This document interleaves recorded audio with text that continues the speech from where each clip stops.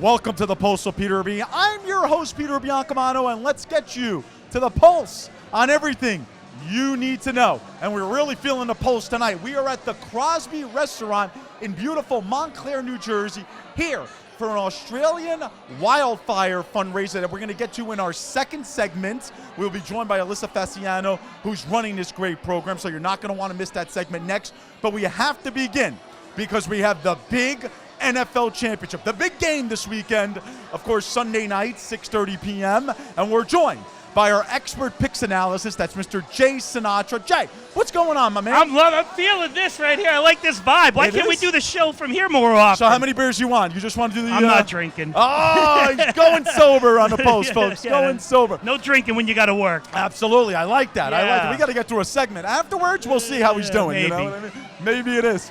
So, Jay, I have to tell you, we have, of course, the big NFL championship this weekend, Kansas City and San Francisco. Heck of a matchup, in my opinion, of two similar teams that got there in kind of similar roles. I mean, I wouldn't say they steamrolled their competition, but they certainly made it look easy, right or wrong? Well, last week they did. I mean, those are pretty comfortable wins. I mean, the 49ers made easy work of Green Bay. And for the most part, Kansas City was in control of the game against Tennessee. Yeah, absolutely phenomenal. Now, why don't we get to, of course, like we spoke about this last week, it is certainly a gambler's dream this weekend. It's probably their biggest holiday of the year. The biggest betting gate day of the year, the biggest take, the biggest handle, whatever word you want to use to describe it, this is the day. And ever since you've gotten on the show here, I've been trying to do a little more research. I am nowhere near I have the knowledge that you do, obviously. Oh, you don't want that type of knowledge. Apparently I don't. Yeah. But I have to tell you, I'm looking at the spread, Yeah. and I'm looking at Kansas City -1, -1.5, even some -2s out there. What is the spread telling you? Well, most predominantly, it's been 1.5 all week everywhere. I was watching something today, and I saw a 2 pop up for the first time. That's the first I saw a 2. But 1.5 is the number predominantly, with over-unders ranging. Usually, most of them are about 54.5, 55. That opening number was 51.5 to 52. And the money line's about Kansas City -125, 122 in that range. Jay, it certainly looks like a really, really close game. I mean, usually Super Bowls have a little bit more of a spread involved. I mean, historically, have the spreads ever been this close? It's almost like a pick 'em. Yeah, I mean, Seattle, New England's the last one I remember was this close. Recently, a lot of them been close. Last year, the Patriots were 2.5 against the Rams. The year before that, I think the Patriots were like 4 against the Eagles. So in recent years, they've been anywhere from like 2 to 4 points. And then, of course, if you want to go in history, there have been gigantic numbers. I mean, the one year the 49ers were like a 20-point favorite against the Chargers. That was a big one. The Patriots were 12.5 against the Giants in 07.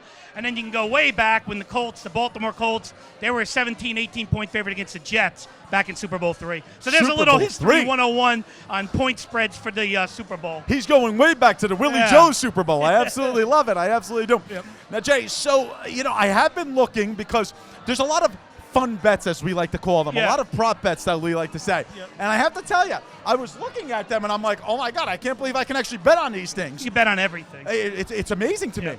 But let's start out with bets that I was not that surprised that you can bet on. And that was, let's say, who the MVP is going to be. Yep. Both teams have some solid players on each side. Yeah. Do you think that there's any favorites in terms of what the spread is telling you for MVP? I mean, as well as anybody that's been watching, that I am not a chalk player, but I'm all Kansas City's side in this game. And for Kansas City to win this game, you're going to have to get a lot out of Pat Mahomes. He's going to have to do this, not necessarily by himself, but the Chiefs, to win this game, are going to need top-notch performance from Pat Mahomes, where I think the 49ers can win this game a bunch of different ways. They can win it on the ground. They've rushed for about 500 yards the last 2 weeks in the playoffs. I mean, they could win it with their defense. But Mahomes is my pick to win the MVP. He's plus 115 right now on a $100 bet. I'm leaning Chiefs. I'm leaning Mahomes for the MVP. I'm leaning Chiefs too, and not because. Oh Mr. boy, I got no shot now. Can I change this? You're dead. You're a mush. No, we're editing. We're not going to edit this. Packers last week. I did. I told you my Chiefs hell had melted. I really did. And the Seahawks the week before. Oh well, hold on a second. I was a lot closer on that one. All right. All right, let's go to another prop bet that I like, and I thought this was really interesting because everybody's looking at boxes, of course, all the time to see if they're going to get their 2 numbers to hit whatever box they receive.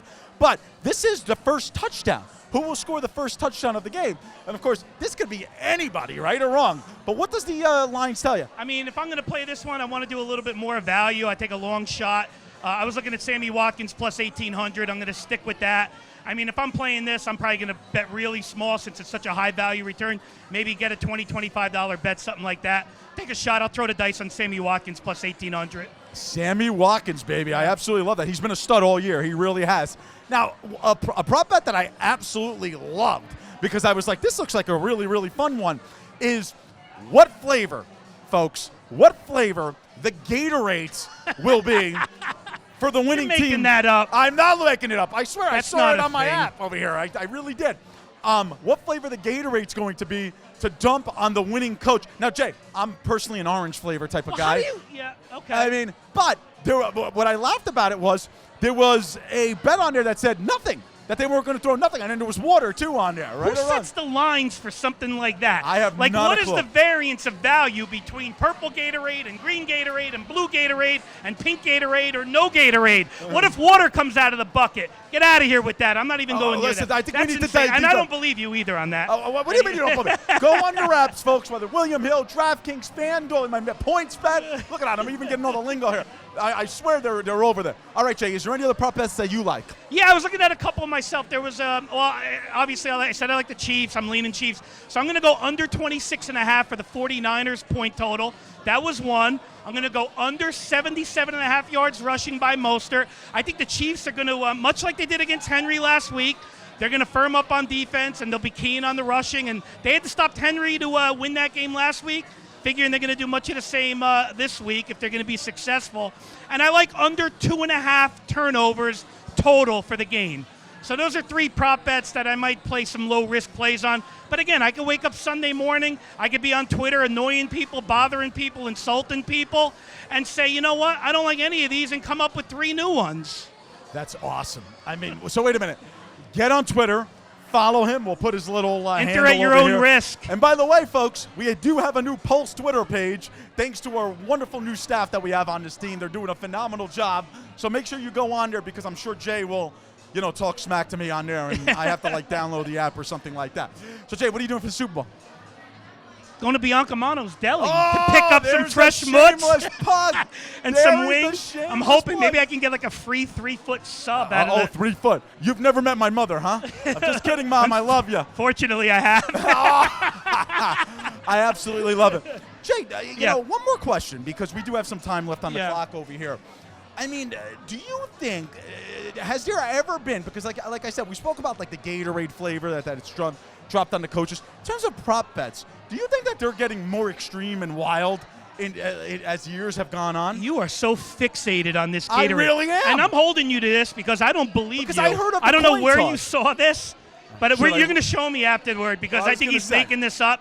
I mean, as far as here's my thing on the prop on the prop bets. I've never been a big prop guy. I've never been a big winner of the prop bets.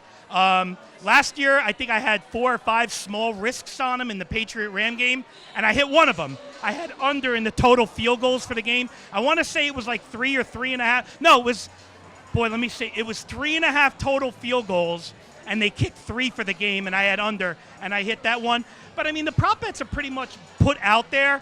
I mean, most of them are sucker bets, but there's so much action, so much going on, the house can't lose. All the prop bets, all the big money, all the action, all the motion. Well, That's there you what go. they're there for, to get your money. Oh, man, I got the finger point to the face there, folks. Well, Jay Sinatra, our expert picks analyst, getting you ready for the big game.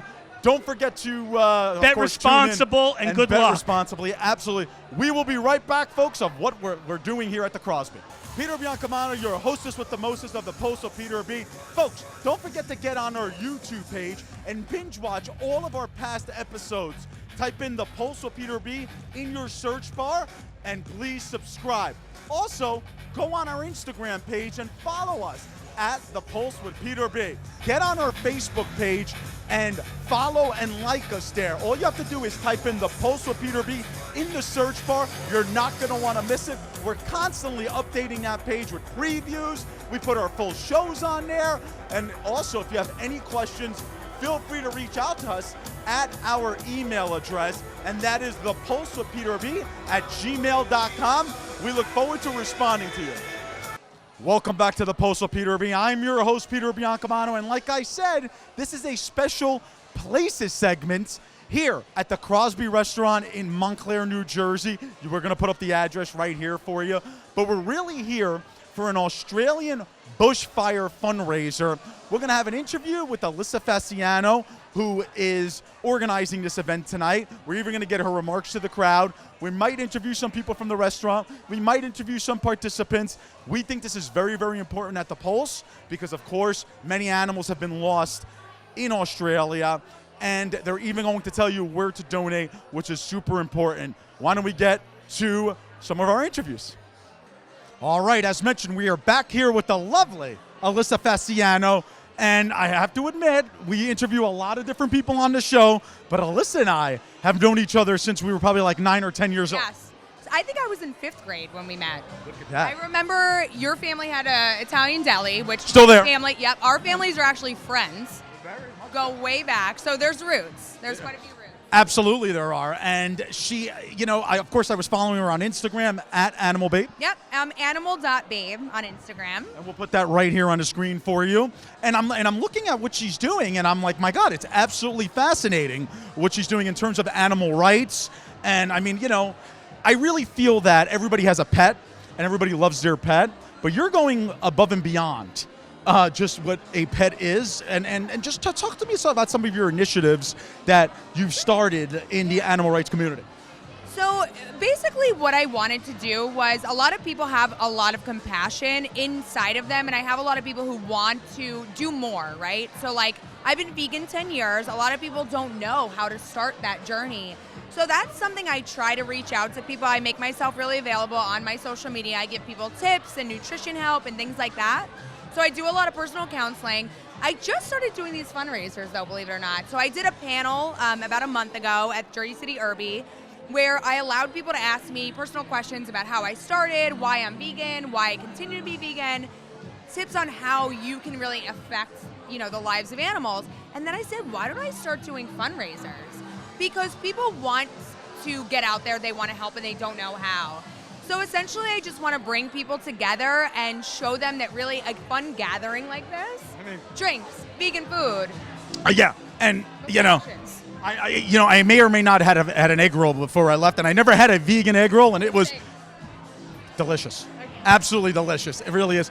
So now tonight we're here at the Crosby in beautiful Montclair, New Jersey. Talk to me about what you wanted to accomplish tonight. So the main goal was for tonight was just really to raise as much money as we could for the animals in Australia that suffered from the brush fires and are still suffering. I mean, the fires are still burning. There's been some rain. But a lot of people I was noticing were posting on their stories, how do we help? We want to donate. And this event was really to bring together the people from the community. We have so many businesses that have donated. We have Hand and Stone Massage. We have Mundo Vegan who donated their food, Home Sweet Home, The Joyous. And it's just essentially a way to get people together for the cause that people feel really deeply about. I know a lot of people have so much compassion for animals, and this was just an opportunity for people to come together and express that. Absolutely. And if people want to get more involved, we have a lot of viewers that are always looking to get involved, whether civically or through an organization like this. What can they do? How can they find what you're doing? Okay, so I always put on my social media any cause that I feel really strongly about. So I know, for example, this is the one right now, right? So we know that in my heart we have the animals in Australia that really need our help. We are sending all of these donations to Wires is a tongue twister. Wires Wildlife Fund. It's a nonprofit. Yeah, Wires, but it'll definitely say Wires Wildlife Fund. Wires Wildlife Fund. That's because she trained me, folks. So yeah, essentially, like I have another one coming up. It's going to be in Hoboken on the 16th. It's going to be $50 tickets. All proceeds go to the same cause. But I'm going to keep these events going, and I'm going to definitely always be posting them on my social media. If you feel strongly, there's always like some people want to raise money for dogs and shelters, so I post those too. So yeah, I'm just always trying to, Quick question. Will the Post be invited back to any type of event? You guys don't even need an invite. You're always welcome. It was such a joy to have you guys here. Listen, I mean, I just think you're doing absolutely phenomenal work, and I'm proud of you. I hate to say that because it makes, we're hugging here, folks. I absolutely love it. We're going to have some more interviews, or maybe some of the people that helped you out with this event. Definitely some people from the Crosby. Great work. Such a pleasure to have you here. Thank you so much, Peter. Thank you, Alyssa. All right, we're here with Lexi Dolermo at the beautiful Crosby here in Montclair, New Jersey at the Australian Bushfire fundraiser. Lexi, what brings you here tonight? Honestly, I saw what was happening in the news, and to be honest, I told multiple people this. I'm not really a huge I'm not educated on like animal activism. I've been working with Alyssa for 6 months now, and I've just seen how passionate she is about it. And after seeing all the articles, I was like, we have to do something. I just wanted to make a difference. And you know, my family, this is my family's bar and restaurant, and we always love to give back. So I thought this was a great opportunity, and just to work with Alyssa and, you know, uplift her and her presence. I'm always here to do that for my staff. That's unbelievable. So now that this is your family, and that was a shock. We were talking off camera. I didn't even know that. So now I have to ask, because I may or may not have been sneaking some egg rolls and samosas. No, take them. Take them. You know, I mean, I didn't pay the fee, so I'm kind of like feeling a little cheap, but Greg, my cameraman, knows how cheap I could be. Anyway, I have to be honest with you. Vegan food, and it tastes phenomenal. I mean, is this like a regular menu item here? We do have a couple vegan options. Our cauliflower, you know, our fried cauliflower, that's vegan. So we try to cater to that. And I've just noticed, just in today's world, so many people are going gluten-free, so many people are going vegan, just a healthier lifestyle. And I think it's important, especially at a place like this, to have those options. We get people from all over. So, but I agree. I don't eat vegan food, and Alyssa has been getting me into it. I'm obsessed with her cookies. I'm obsessed with everything that we're serving tonight. So.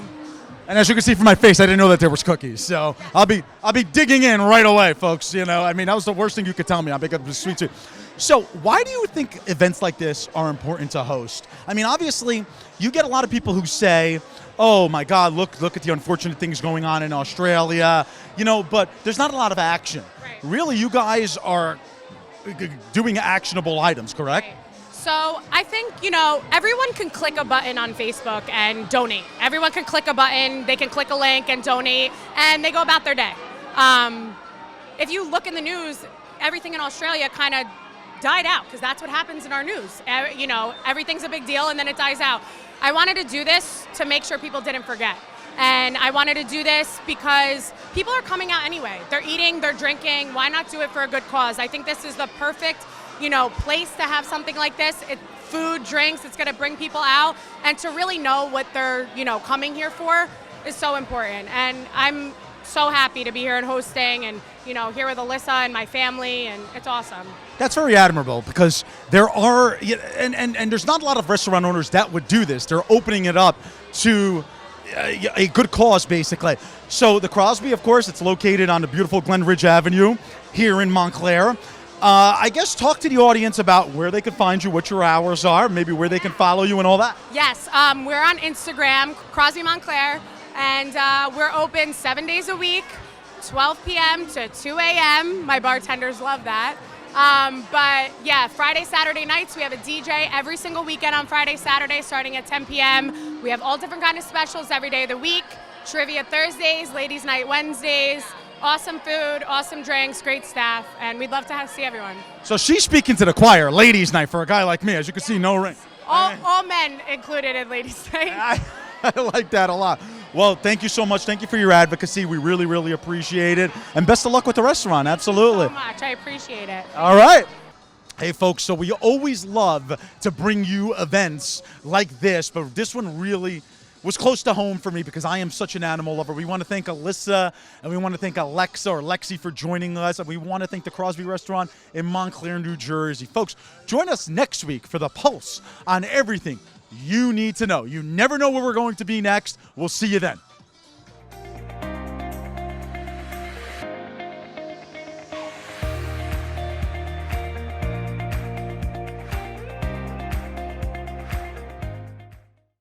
This is Steve Lennox with the Jersey Sports Report.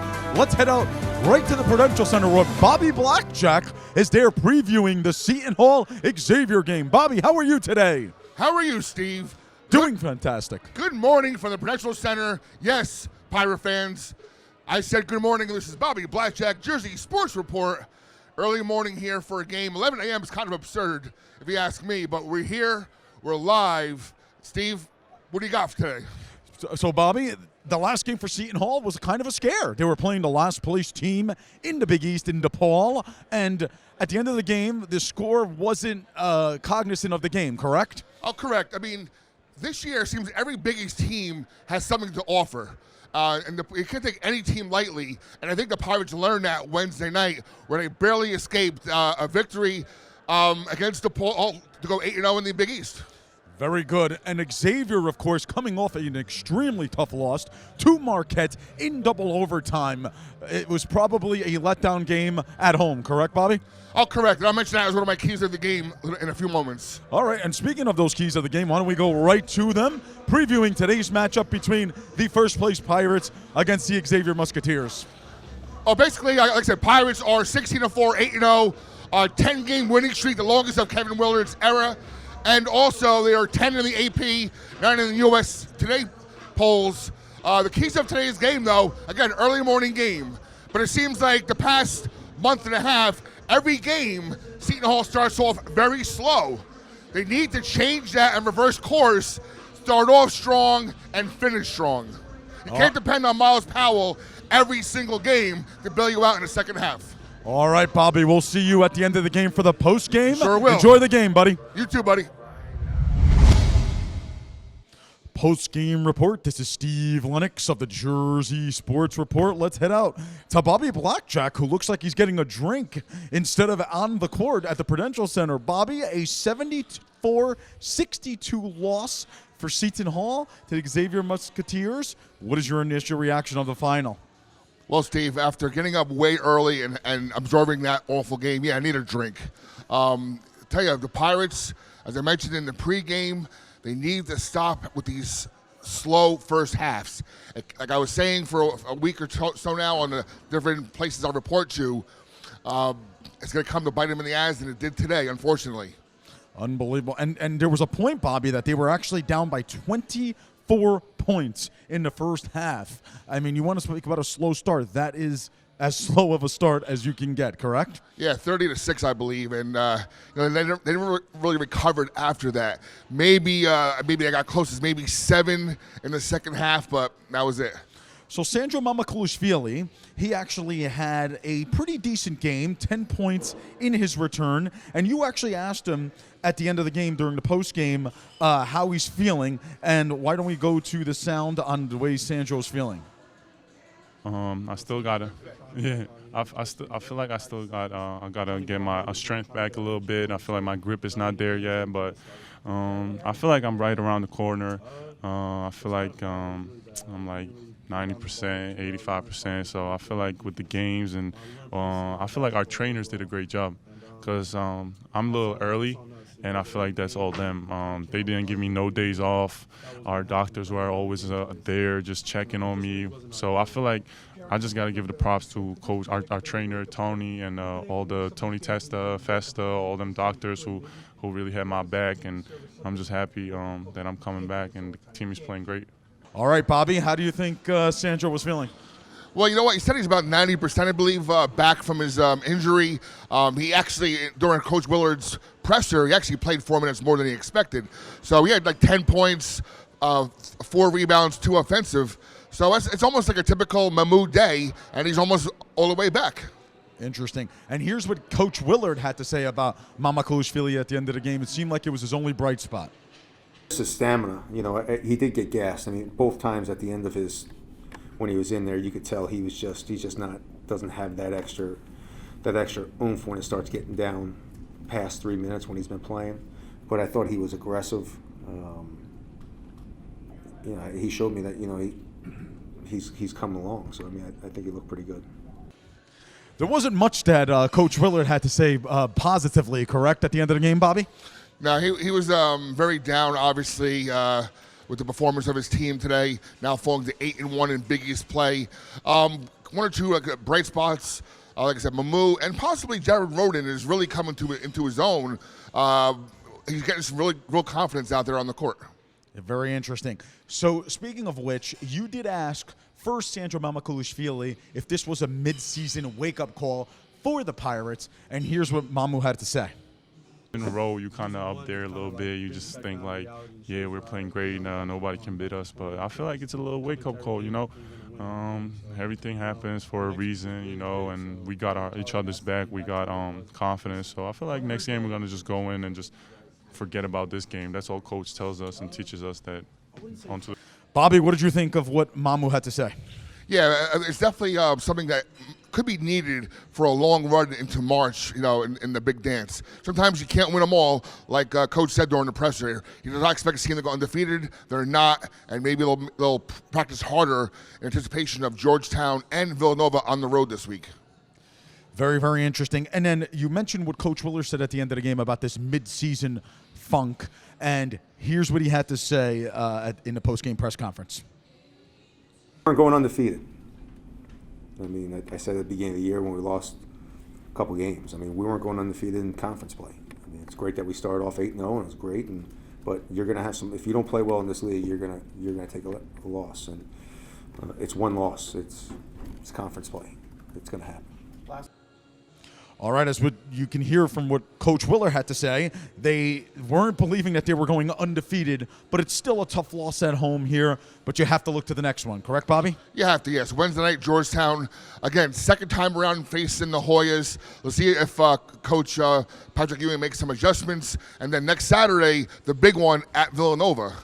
Looking at the screen right now, it looks like the Pirates will still be in first place, at least going into Wednesday's game at Georgetown. Exactly. And you just, I guess, never know in Big East play, Bobby. I mean, teams are – it's any given game, correct? I mean, Xavier lost a tough one at home, as we spoke about in the pregame show earlier today.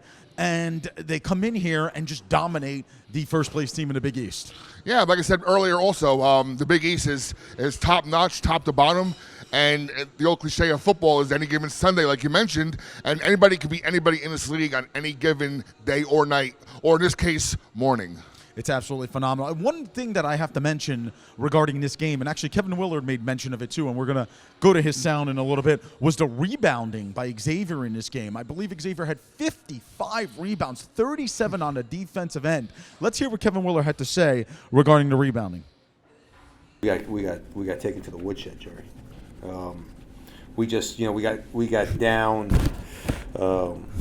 We got down early. We started scrambling a little bit, and when you scramble against good, big physical teams, you're going to give up offensive rebounds. And I thought Tyreek Jones did a great job of just being on the baseline. And when we came over to try to get some blocks, just cleaning up the weak side, I thought he did a great job. That's the best I've seen Tyreek play.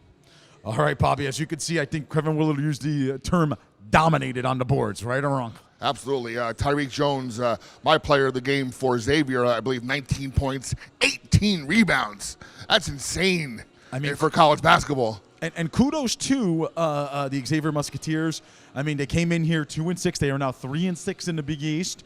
And they certainly showed that they can perform with the top teams in the Big East. Yes, right now you reach the halfway point of the Big East season, and they will be a force to be reckoned with for the rest of the Big East season and the tournament. Thank God the Pirates are done with them. It's certainly a big road win against a top 10 team on the road, as I mentioned. So, Bobby, like we mentioned, Georgetown Wednesday, Villanova next Saturday. What do you believe the Hall coming back home for that game against Creighton on February 12th? Do you think that it'll be a split on the road, or I'm asking you for a little bit of an early prediction game? I would hope for a split on the road, but then again, right here, Nova's losing to Creighton at home, so we'll see. Hopefully a split, maybe 2-0. All depends on the health of Quincy McKnight as well. That's right. Of course, Quincy McKnight did go down, and Coach Willard did not want anything to do with his prognosis at the end of the game. He keeps saying that they're going to wait for the MRI. Bobby Blackjack, live from the Prudential Center. Thank you for joining us. We'll catch you next time, Bobby. You're welcome. Enjoy the big game tomorrow. Jersey Sports Report. This is Steve Lennox, and I'm out.